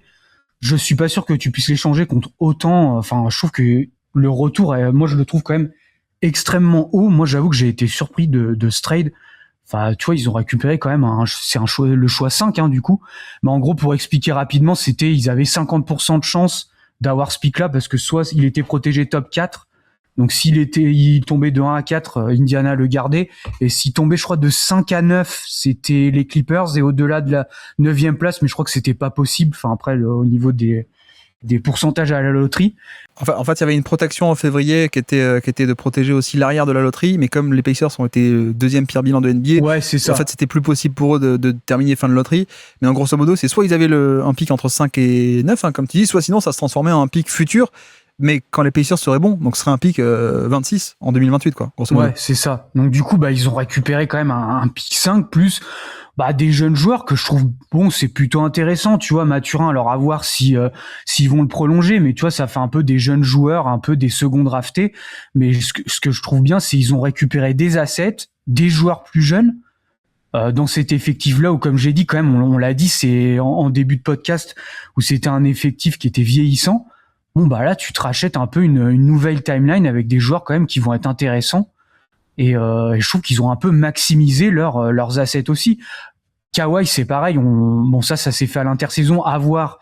On sait pas encore si le trade se fera, mais en tout cas, c'était. Tu récupères Brandon Ingram, qui est, moi, je suis pas le plus fan, mais ça reste un joueur aussi qui est un peu plus jeune, et je pense que c'est un joueur que tu peux très bien rééchanger. D'ailleurs, on l'a vu. Toronto, ça a été un peu le cas. Ils l'ont signé, ils l'ont rééchangé.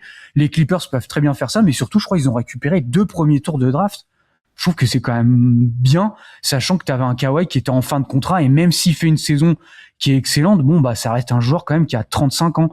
Donc je trouve que les Clippers, tu vois, avec tous ces moves-là, ont un peu rechargé un peu leurs assets et leurs jeunes joueurs pour, pourquoi pas, tu vois, faire des moves plus tard. Là où c'est hyper bien, enfin, on peut parler de l'échange de Zubac aussi, mais il récupère un pick numéro 5 d'une draft qui est fabuleuse en plus, tu vois, c'est pas comme un pick numéro 5 de 2024 où c'est quand même moins bien, et ça vient compenser en partie le fait que là, s'ils vont être un peu obligés de reconstruire, pour ne pas dire tanker, mais tu vois, ils ont échangé leur pick futur, je crois qu'il y en a un qui part au OKC je vais vérifier, mais dans l'échange, il en reste des picks qui partent à OKC, et je crois le 28, il partait dans le trade Harden, le 28 partait aux Sixers, qui donc désormais est à Boston, mais c'est bien d'arriver à choper un mec comme ça pour reconstruire. Alors, sachant que même si tu fais 2 saisons moyennes, là, tu n'auras pas de pic au bout. Donc, c'est quand même assez intéressant. Et pour le coup, ce qui est marrant, c'est de voir qu'en fait, les raisons du trade sont les mêmes dans les deux sens, tu vois, entre Harden et Garland. Parce que Garland aussi, en fait, il y avait la problématique pour Cleveland de... en fait, il va arriver en fin de contrat et on n'a pas vraiment envie de le prolonger à prix d'or. Or, lui, vu que c'est sa franchise et tout, il va demander beaucoup d'argent et on n'a pas envie de... Tu vois, est-ce que tu pars au conflit avec ton propre joueur Enfin, c'était un peu compliqué. Donc, voilà, je peux un peu comprendre le fait de le vendre. Et clairement, il y a un peu ce... J'ai hâte de voir, en fait, qu'est-ce que vont faire les Clippers, excuse-moi, si on part du principe que Kawhi Leonard est échangé. T'as quand même un effectif avec Garland et Ingram et de 3 pièces sympathiques. Je me demande si le but, ça va pas être un peu de gonfler leur valeur, peut-être éventuellement les prolonger aussi, tu vois, et vu que Ingram, il a plus qu'un an de contrat, 1 an ou 2, avec une option peut-être, Garland, c'est encore 2 ans. Donc, est-ce que tu vas essayer un peu de les booster, les prolonger pour les rééchanger? Est-ce que tu vas directement, ici sur le marché à court terme, essayer de les refourguer ailleurs? Est-ce que tu veux reconstruire avec ces deux-là en se disant peut-être que nous, on est les Clippers, et que Garland et Ingram, plus en free agency, un gros poisson qu'on arrive à choper, ça peut le faire aussi. Tu vois, on parlait de Giannis, éventuellement en free agency. Bon, il est parti à Miami, donc il va pas aller tester la free agency. Mais je serais curieux de voir quel va être un peu le schéma à suivre pour le futur. Après, tu me diras aussi, même s'ils font pas un tanking absolu et qu'ils sont juste un peu nuls, un peu bas de la conf, mais en étant compétents, paradoxalement, c'est la meilleure place pour avoir un bon pic maintenant cette année. Enfin, oui, c'est vrai aussi. Avec la réforme, donc bon. Oui, tout à fait, ouais. Mais non, mais moi, ce que j'aime bien en plus, c'est moi, c'est vrai que Keaton Wagler, c'est un joueur que j'ai pas mal scouté, mais que je trouve vraiment très intéressant. Donc récupérer en plus un autre porteur de balle comme ça qui a un peu ce côté, je peux en parler rapidement, mais qui a un peu ce côté création secondaire, décélération, il y a un peu de playmaking. Enfin, moi, j'aime beaucoup son decision making. En plus, c'est un meneur entre guillemets de grande taille. En fait, à Illinois, au début, il était pas spécialement destiné à jouer ce rôle-là parce qu'il était à côté d'un autre joueur qui était plutôt destiné, je me rappelle plus son nom, mais qui était destiné à plus jouer ce rôle-là. Mais ce joueur-là s'est blessé en fait. C'était pas Boswell ou un truc comme ça? Ouais, c'est ça, exactement. C'est Boswell, ouais, tout à fait, qui s'est blessé en fait pendant une bonne partie de la saison NCAA. Et en fait, Keaton Wagler a un peu explosé dans ce rôle beaucoup plus héliocentrique. C'était beaucoup d'attaques de mismatch en fait, un peu comme les Clippers d'ailleurs. Mais ouais, c'est un joueur qui a vraiment un toucher de balle, je trouve, qui est vraiment excellent, très très bon joueur de pull-up, mais même de drive, qui a pas un côté très explosif, mais par contre qui a un côté tout en contrôle, tout en décélération, que vraiment très très cool à voir et comme j'ai dit, decision making intéressant. Et en plus, qui est grand. Donc alors là, il a pas une défense d'élite, mais je pense que tu vois, si tu le mets par exemple dans des schémas en switch, ça peut être intéressant. Mais voilà, c'est pour dire que faut échanger Zubac et se retrouver avec un joueur comme ça, je trouve que c'est très cool, quoi. Je sais pas quel sera son plafond, mais en tout cas, tu peux avoir un joueur que tu peux tester. En plus, le mettre à côté de Garland, je trouve que c'est intéressant, où tu auras un peu une paire d'arrière avec, je pense, un playmaking et un decision making qui sera très bon.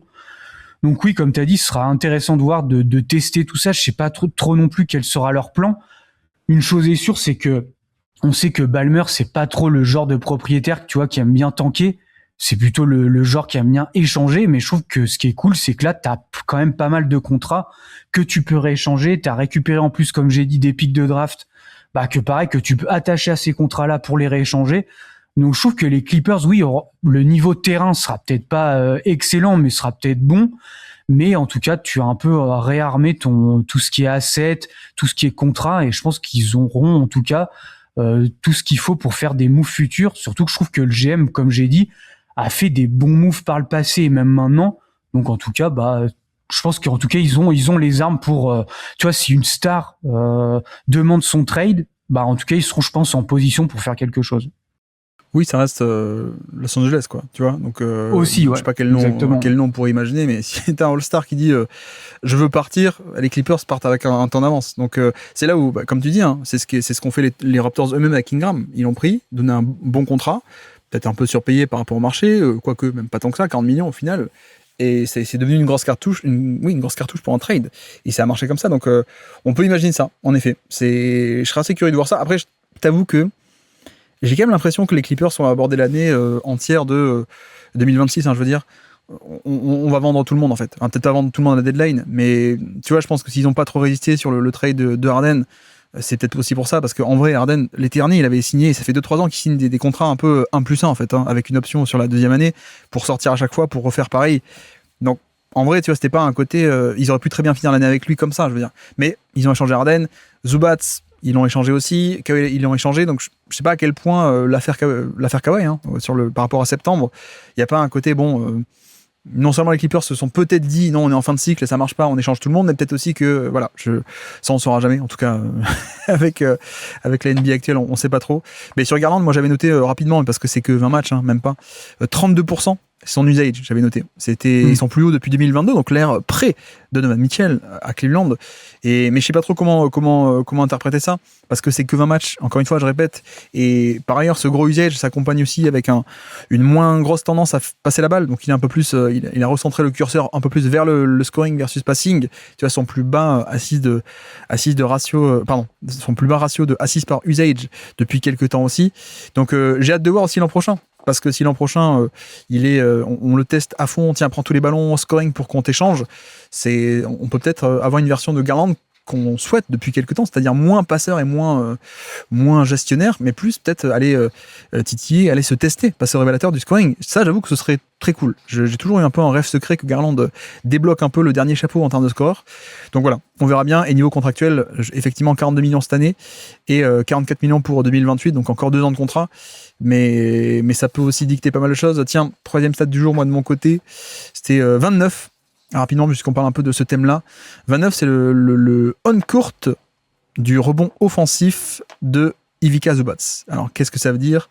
Ça veut dire que la performance sur le terrain, donc c'est pas un on-off, c'est pas une différence avec et sans, comme on disait tout à l'heure. Le on-court, c'est à quel point, quel est le score lorsque le joueur est sur le terrain. Et donc, c'est le score de rebond défensif, rebond offensif adverse, mais de rebond défensif des Clippers, donc rebond offensif de l'adversaire, lorsqu'il est sur le terrain, 29%. Bon, le truc, c'est que au niveau des on-off, le différentiel avec et sans, donc on avait encore un bon score par rapport à l'équipe. C'était un des meilleurs de l'équipe des Clippers, pour protéger un peu le rebond des Clippers. Mais sauf que, comme dit, quand tu regardes un peu le chiffre brut et pas seulement le on-off, finalement c'est quand même pas top. Et comme on disait un peu tout à l'heure, en fait, il n'y a pas trop d'explications. Je ne saurais pas trop te dire pourquoi, tu vois. Pourquoi le on-court est passé en un an de 96e centile, donc 24% de rebond offensif autorisé à l'adversaire à peine. Pourquoi en un an c'est passé en 2026 29% par rapport à 24, donc beaucoup plus de rebond offensif à l'adversaire lorsque lui est sur le terrain, et de 96e centile par rapport au pivot, c'est tombé à 53e. Je sais pas. J'ai envie de dire pourquoi. Pourquoi aussi dans le même temps. Enfin, tu vois, il y a plein d'autres trucs un peu étonnants par rapport à sa saison, au niveau du scoring, au niveau du côté rollman. On en a parlé un peu tout à l'heure, mais le côté rollman individuellement sur Zubats, 2,5 par match cette année, 2,9 l'an passé, donc le volume bouge pas. Par contre, l'an passé, il était 80e centile quasiment en termes d'efficacité sur le rollman, le rouler au panier après un pick and roll. Cette année, à peine 30e centile, donc je sais pas trop. Je sais pas trop pourquoi cette saison a ce point mauvaise, et je sais même pas s'il y a une explication en fait. Oui, je l'avais noté aussi, cette stat du rebond. C'est vrai que comme on l'a dit pour les stats collectifs, je vois pas trop d'explications, même pour le rollman, surtout qu'on peut pas dire c'est un problème de déclin, parce que c'est un jeune joueur, enfin, il a 28 ans, mais voilà, quoi, il est encore dans son prime, entre guillemets. Il y a pas non plus, j'ai l'impression, de soucis de blessure, à moins qu'il y en ait peut-être une qu'on sait pas, des fois ça peut arriver. Peut-être que c'est ça d'ailleurs l'explication, mais en tout cas, nous, de notre point de vue extérieur, il y a pas vraiment d'explication. Moi, la stat que j'avais notée sur lui, par contre, il est toujours élite dans la protection de cercle. C'était moins 11, c'est la perte d'efficacité infligée au cercle. Ça, pour le coup, je pense que c'est le cas depuis plusieurs saisons. Il est toujours vraiment excellent là-dedans. Je pense que c'est aussi pour ça que Indiana a voulu aussi tenter le coup pour Zubac, parce que on a affaire vraiment, je pense, à un très très bon protecteur de cercle. Peut-être pas non plus dans le chapeau 1, mais je pense chapeau 2, tu vois. Mais en tout cas, qui sera meilleur, je pense, que Miles Turner, même si Turner était bon là-dessus, mais je pense que Zubac c'est quand même un ton au-dessus.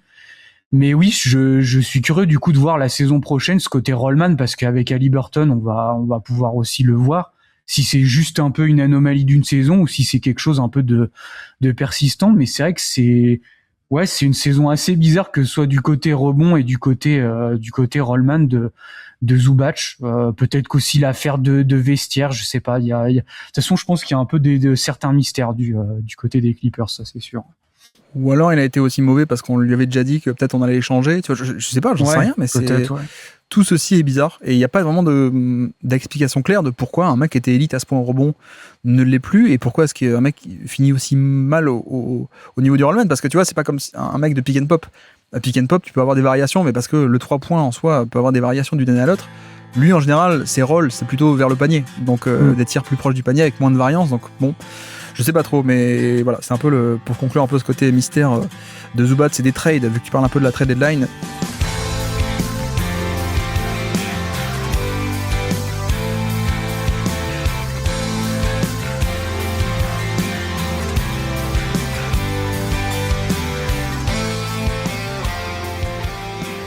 Et donc je peux te lancer, quelle est ta 4e stat du jour à nous présenter pour ces Clippers 2026? Allez, on peut aller sur celle-là, on va aller sur un joueur plus jeune, je pense. C'était 1,28. C'est le point par tir sur drive de Jordan Miller. Ouais, je l'ai aussi. Donc en fait, j'ai fait 2 tris en fait pour dire il se classe il est 10e de NBA si on trie les joueurs qui ont au moins fait 6 drives par match. Donc parce que lui il a fait 6, quelque chose drive par match, donc le volume est pas très haut parce que c'est encore un joueur qui a pas un énorme temps de jeu. Par contre, j'ai ramené la stat de drive par 36 minutes pour un peu rééquilibrer tout le monde. Et là, du coup, on montrait à une dizaine de drives par match. Mais en fait, c'est pour dire que c'est un joueur qui a une tendance quand même à beaucoup driver. Et c'est un joueur qui drive, en tout cas, qui a monté son efficacité à, comme j'ai dit, il est top 10 de NBA en efficacité sur drive. Mais c'est vrai que moi, déjà, la saison dernière, alors je crois qu'il avait encore un moins gros temps de jeu, mais il y avait un peu des matchs de fin de saison où ça m'avait un peu frappé. J'ai dit, ah oui, il a vraiment un drive qui est très, très intéressant. Mais en plus, c'est vraiment un driver qui va jusqu'au cercle. C'est pas le drive où je m'arrête à la mi-distance, mais je trouve qu'il y a vraiment un côté explosivité et puis un côté où j'arrive un peu avec mon handle, un peu ce côté aussi décélération à aller jusqu'au cercle. Donc vraiment un joueur qui est intéressant. Alors il est pas très jeune pardon non plus. C'est un joueur qui est en NBA depuis pas longtemps. Il est sophomore, mais il a je crois 26 ans. Donc c'est un joueur qui est pas très jeune, mais en tout cas je crois que c'est un second tour de draft il me semble. Mais en tout cas c'était pour dire que récupérer un joueur comme ça aussi tard et qui a une qualité en tout cas qui est je trouve élite là-dessus. J'ai même vu quelques séquences de drive and kick, tu vois, qui sont intéressants. J'aimerais bien le voir avec un plus gros temps de jeu. C'est un peu le truc que j'aimerais le voir tester lui. Peut-être que là maintenant qu'on va avoir des Clippers qui vont être un peu plus dans un mode tanking, faire un peu plus jouer les jeunes joueurs. J'aimerais beaucoup le voir sur peut-être 30 minutes par match, 25 minutes, enfin tu vois, avec un vrai temps de jeu, voir un peu si ce côté drive and kick se confirme, quoi, parce que je trouve qu'on a vraiment un joueur intéressant là-dessus. Pour dire un peu lui son parcours, il est à la fac, il est resté longtemps, parce que 5 ans, parce que une année d'éligibilité en plus grâce au Covid, mais il a fait entre 2019 et 2023, il fait 3 ans à la fac de George Mason, petite fac, toute petite fac. Il transfère du côté de Miami, les Hurricanes de Miami, qui sont un bon programme, mais moins bon qu'en foot américain pour le coup. Mais c'est quand même une bonne fac de Bruce Brown, Looney Walker et des mecs comme ça récemment. Et d'ailleurs avec un coach génial. Je sais pas si le coach actuel là, qui est un jeune qui pourrait débarquer en NBA bientôt, le coach de Miami. Bref, et après ça, donc il fait 2-3 ans aux Clippers, comme tu dis. Et moi, la stat que j'avais pour te rejoindre, alors j'avais noté 1,26 au drive, 87e centile parmi les drivers un peu réguliers. En effet, c'est quand même génial. 71% au panier et 45% sur les flotteurs. Donc ça, c'est aussi cool de voir qu'il y a un peu de toucher dans cet entre-jeu. Donc c'est quand même très bien. Non, mais la stat que j'avais, moi, c'est 18. C'est le shooting foul. Oui, percentage de Jordan Miller. Aussi, ouais. Parce que c'est pas que du toucher, ces drives, c'est pas que du flotteur et c'est pas que des lay-ups qui rentrent. Il y a aussi, en fait, c'est un monstre d'agressivité pour obtenir ça. Pour ça que j'ai rigolé tout à l'heure quand tu dis, c'est un joueur qui va jusqu'au panier. Oui, il va même il va jusque dans le défenseur, quoi. Il n'hésite pas à y aller. Et pour dire un 18% de shooting foul percentage, c'est absolument dingue. On est au-dessus de Harden de cette année. On a dit qu'il était à 17% et quelques. Pour le coup, on est tout en haut du classement. On n'est pas au niveau encore de Butler qui est à 20 et quelques, mais c'est élite de chez élite. Et l'autre stat que j'avais, c'est un peu plus Un peu plus largement, c'est 58 matchs et 1200 minutes, parce qu'en effet, c'est la première fois qu'il a un vrai temps de jeu. Ça fait, donc il se fait drafter à 23-24 ans déjà, hein, mais depuis 2 ans, il joue pas des tonnes, il a quelques flash cool, je te rejoins sur 2025, mais là, c'est la première vraie saison où il a une vraie place de rotation, parce que la saison est compliquée également, mais tu vois, c'est pas comme si non plus c'était une saison, on l'a dit, qui était que tanking, hein. Tu vois, c'est pas faire d'un coup 22 minutes par match chez les Wizards, chez les Nets. Bah non, les Clippers, c'était quand même compétitif jusqu'à la fin de saison. Et donc, c'est quand même, je trouve, assez significatif de jouer 22 minutes par match là-dedans. Et avec en plus, voilà, efficacité qui est géniale, les lancers francs, un peu de toucher de balle. Donc ouais, je suis assez enthousiasmé par son profil aussi. Surtout que la défense peut être cool par moment. Donc ouais, la très belle trouvaille Jordan Miller, on peut dire. Oui.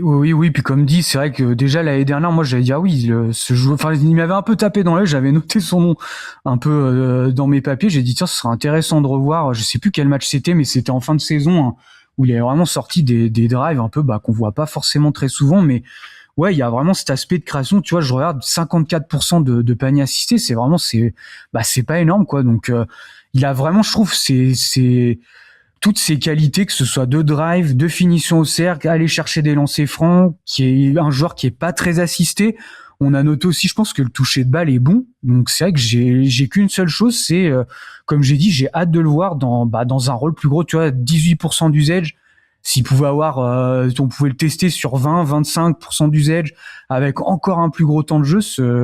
J'aimerais bien voir jusqu'où ça va. Alors peut-être que le plafond sera pas si haut que ça parce qu'il a déjà 26 ans. Mais j'aimerais bien voir quoi. Ouais, et puis la question aussi du 3 points. Est-ce que s'il a un catch and shoot et une respectabilité à 3 points, il peut jouer à côté d'autres créateurs, mais s'il l'a pas, ce sera plutôt le mec qui va être créateur de sortie de banc, quoi. Avec lui qui a la balle, mais peut-être qu'il peut pas exister sans la balle, sans ce 3 points. Donc ouais. Est-ce que tu avais d'autres stats sur d'autres jeunes de l'effectif tant qu'on y est? Parce que moi, je t'avoue, j'ai pas de stats particulière, mais j'ai aussi beaucoup aimé alors Kobe Brown qui a été échangé côté Pacers, mais j'ai quand même bien aimé, mais Kobe Sanders surtout que j'ai pas mal aimé. Vas-y. Ouais, moi c'était alors bon, c'est une stat comme ça, mais c'était moins 6,5, c'était sa perte d'efficacité au panier des adversaires. Sa défense, défensivement. Alors le volume est pas très gros, je crois que c'est 2 ou 3 tirs par match, mais en fait c'était une stat prétexte, mais un peu pour illustrer. Moi j'aime beaucoup sa défense off-ball. Je me suis refait des matchs contre les Spurs où vraiment, en fait il a plusieurs côtés que j'aime bien. Il y a la polyvalence défensive déjà, parce que c'est un joueur qui fait 6-8, donc qui est quand même assez grand. Mais j'aime bien sa mobilité où il y avait des possessions où il défense des Stephen Castle, d'autres possessions c'était D'Aaron Fox. Il y a un peu ce côté où il peut défendre plusieurs profils, mais il y a aussi le côté rotation off-ball où je trouve qu'il est vraiment très très bon. Tu vois, pour aller taguer le joueur qui va aller au cercle, puis faire les close-out, faire ce genre un peu de rotation en second rideau. Vraiment, je trouve qu'il est très très bon là-dedans. La polyvalence défensive, il y a un peu de playmaking défensif aussi sur certains matchs. Donc je trouve qu'il y a vraiment un joueur qui est très bon en fait dans beaucoup de choses en défense. C'est vraiment très intéressant, en plus pour sa taille, comme j'ai dit, il fait 6-8. Donc ouais, j'ai été assez bluffé, j'avoue, par sa défense. Lui est plus typé finition sur l'attaque que Miller, qui est créateur, hein, pour le coup. Et tu vois, il a 75% de panier assisté, même 76, donc 3 fois sur 4, c'est créé par autrui, on va dire, mais avec une efficacité qui est très cool, déjà, donc c'est bien, 72% au panier, 41% à 3 points, flotteur aussi 45%, donc c'est très bien. En plus, avec un peu de passing également, c'est pas un trou noir non plus de ce point de vue-là, donc au moins connecteur, je pense que ça y est. Mais non, moi j'avais aussi noté très simplement le 1351 ces minutes jouées cette saison, et sachant qu'il a un peu plus, 24 ans, mais c'est un rookie, 50e pick des Clippers en 2025, et donc le 50e pick a eu le 17e plus haut minutage de tous les rookies de cette année, et encore je pense que la stat aurait pu être encore plus sensationnaliste. On a eu une draft de rookies qui est particulièrement impressionnante, hein. Je pense qu'une année normale, peut-être il aurait presque pu être top 10 avec 1300 minutes, tu vois, mais c'est encore une fois une très bonne trouvaille, hein, de la part de ce front office qui, de ce point de vue-là, a quand même toujours bien travaillé aussi, je trouve, sur les pics un peu plus bas, les trucs comme ça. Alors, il y a des échecs, il y a des échecs aussi. Je pense à Moussa Diabaté, qui avait été drafté là-bas, mais qui était peut-être pas prêt ou je sais pas quoi. Mais bon, c'était aussi un choix des Clippers à la base, Moussa Diabaté. Mais ils ont quand même du flair là-dessus, donc j'avoue que j'ai hâte aussi de voir un peu ça l'an prochain. Tout ce qui est Miller, Kobe Sanders, peut-être un autre dont on parlera aussi, Yannick, le pivot, le très jeune pivot. Ouais. Mais effectivement. Du coup, c'est à moi, alors c'est ça. De mon côté, ma 4e stat du jour.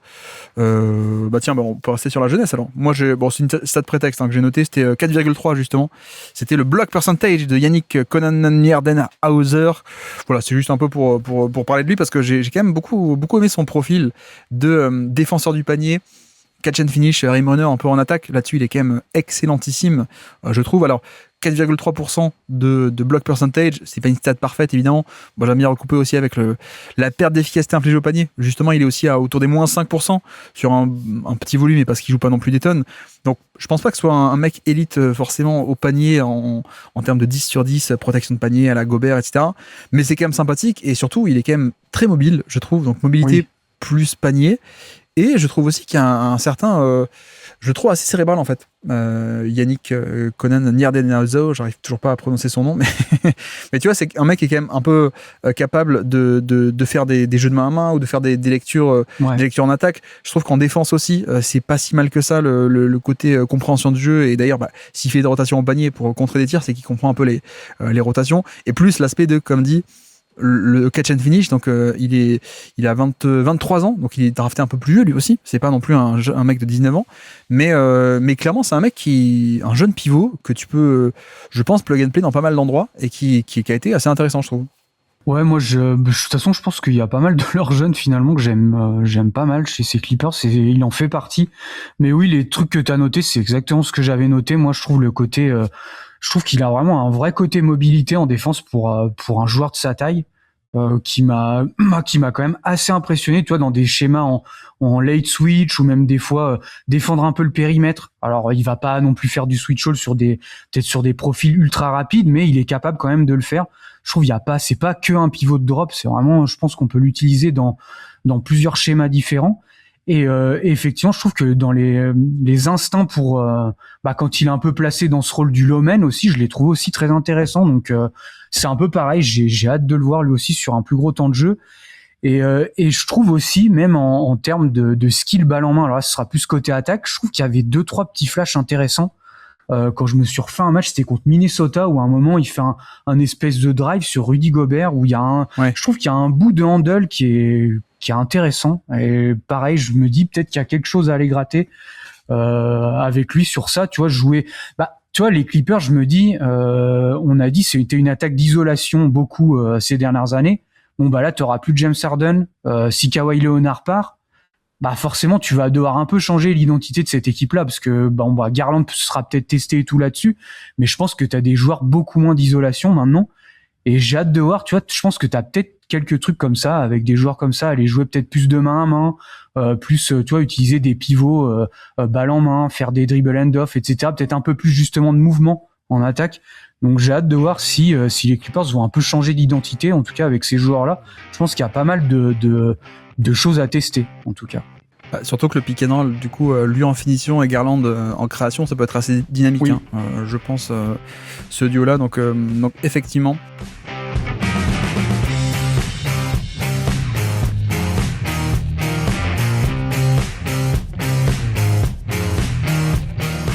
Et donc je peux te lancer, quel est on en est où? 4e, 5e, je sais plus. Stade de la saison.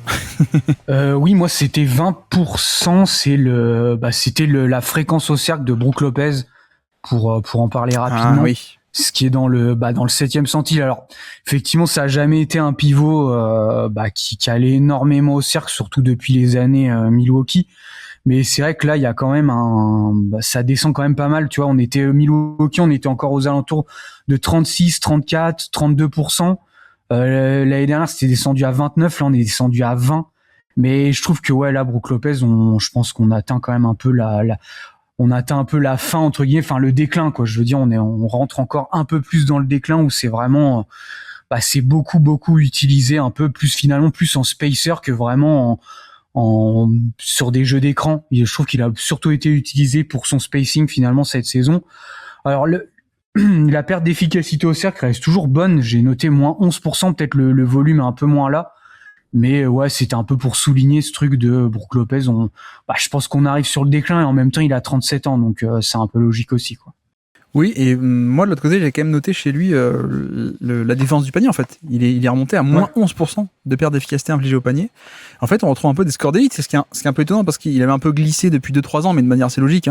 2023, il revient après sa blessure, il est génialissime, moins 13% de perte d'efficacité infligée au panier en défense, donc voilà, il défend bien le panier.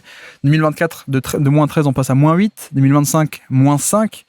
Voilà, ça commençait un peu. Et là, d'un coup, on remonte à moins 11. Alors, le rôle est différent, le minutage est différent, le statut est différent, mais en fait, tu perds pas la taille, tu perds pas tes longs bras, tu perds pas la technique, la contestation. Donc, c'est quand même bien de le revoir un peu à ce niveau-là. Et je pense qu'on a juste eu un changement de statut. C'est-à-dire qu'il était devenu plutôt en dessous de la moyenne pivot côté Bucks en tant que pivot titulaire. Mais je pense que ça reste un mec qui peut être très cool dans ce rôle-là qu'il a eu cette année, c'est-à-dire 20 minutes par match, quoi, en tant que pivot backup. Et encore, je dis ça, mais il a quand même fini titulaire au final, parce que Zubac est parti, donc il a quand même, je crois, 40 titularisations cette saison sur 72 matchs, mais pas avec un minutage qui est très gros. Et lui, clairement, je pense qu'on parle un peu de que vont faire les Clippers. Les Clippers sont quand même pas mal de mecs à vendre. Clairement, si on part un peu dans cette idée de reconstruire et de prioriser des jeunes ou des à peu près jeunes avec Garland, etc., je pense surtout que si tu veux un peu te refaire la cerise et pas mal d'assets, je pense qu'un mec comme Brook Lopez, ça peut se vendre, un mec comme Chris Dunn, ça peut se vendre, ou des mecs comme ça. Et clairement, un mec comme Brook Lopez, je pense pas qu'il puisse être un pivot titulaire, malgré ce côté défense du panier qui remonte un peu. Par contre, tu vois, si tu me l'envoies à Denver pour être un peu un backup pivot de Jokic qui fait du rebond, un peu de 3 points, un peu de défense du panier, ça peut être cool. Et j'imagine assez bien en tant que pivot backup de pas mal de franchises en fait. Il va pas coûter hyper cher à aller chercher, mais les Clippers peuvent en gratter un petit truc sympathique. Et il peut, je pense, faire 15 minutes ou 20 minutes chez un contender l'an prochain, quoi. Donc en tout cas, je l'espère. Mais c'est juste qu'on est plus sur un joueur gadget maintenant plutôt que le titulaire qu'il était jusqu'à il y a pas longtemps, quoi. Oui, c'est ça exactement. Mais surtout que je pense que maintenant, on l'a bien vu, les Clippers sont en train d'aller un peu sur un nouveau projet où en plus on l'a cité, il y a Yannick, il y a Isaiah Jackson aussi qui peut jouer pivot un peu de switch. Donc ils ont pas mal de profils un peu comme ça d'intérieur à faire jouer, à tester. Donc je pense que Brook Lopez lui s'inscrit quand même plus trop dans ce projet. Je serais pas étonné effectivement qu'il soit échangé parce que les Clippers auront d'autres intérieurs à faire jouer, je pense, avant lui et dans des équipes en plus contender où on le sait, c'est pas mal recherché ce côté pivot qui stretch. Bon lui au moins il t'apporte ça, quoi. Et tu vois, je sais pas, là j'ai pas d'équipe, ça pourrait être Boston par exemple ou Détroit, tu vois. Si Détroit, justement, avec toutes les histoires de Jalen Duren, tu récupères Brook Lopez un peu en backup, ça pourrait être cool. Au moins, ça t'amène en tout cas cette carte de j'ai un pivot qui peut shooter à 3 points. En plus, ils ont récupéré, j'ai perdu son nom, qui joue aux Clippers d'ailleurs. Ah oui, John Collins. Je sais plus son nom. John Collins, voilà, qui fait du roll, mais tu vois, ça peut être intéressant d'associer les deux, parce qu'au moins tu auras ce côté où il y en a un qui roll, l'autre qui peut stretch à 3 points. Justement, ma 5e set du jour, moi c'était un peu là-dessus, moi c'était 40,6.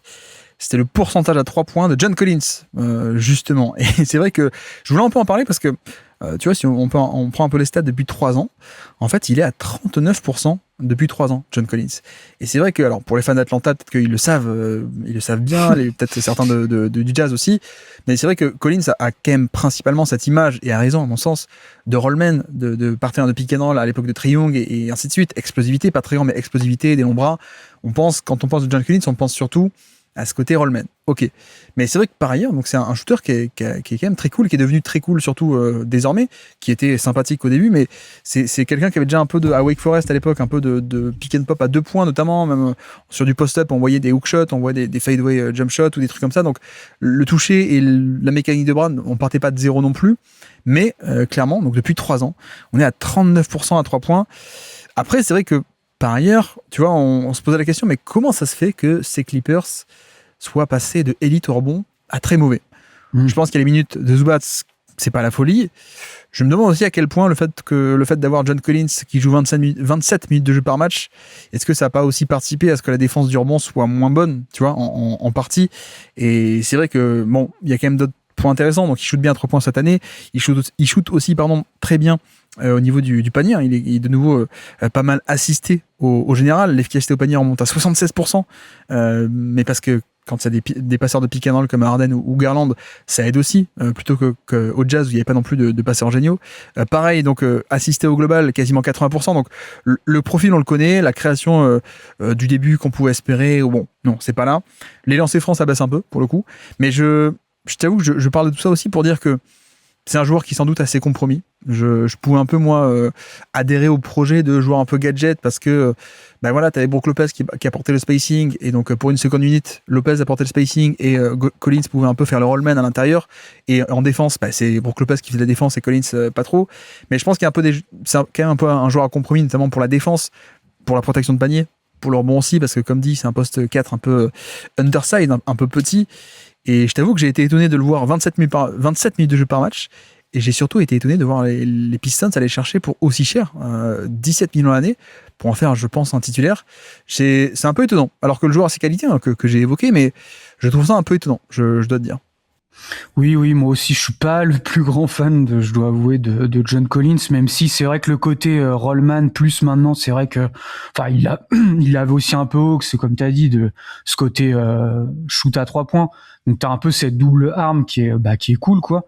Surtout là, bon, c'était associé avec James Harden, mais je pense qu'ils pourront refaire peut-être un peu la même chose avec Cunningham. Mais c'est vrai que tu l'as un peu évoqué, mais ce côté, moi, c'est plus la défense chez lui qui me pose un peu problème. Je pense que il peut un peu switcher, etc., mais c'est pas un joueur qui va t'apporter de la protection de panier, même que ce soit, tu vois, secondaire. Je pense qu'il y a pas grand chose. Le côté bataille des possessions, d'ailleurs, c'est peut-être aussi pour ça que les Clippers sont moins bons en termes de bataille de possession. Parce que c'est pas un joueur qui va t'apporter là-dessus, que ce soit sur les rebonds, que ce soit offensif, défensif, mais même les pertes de balles. Donc voilà.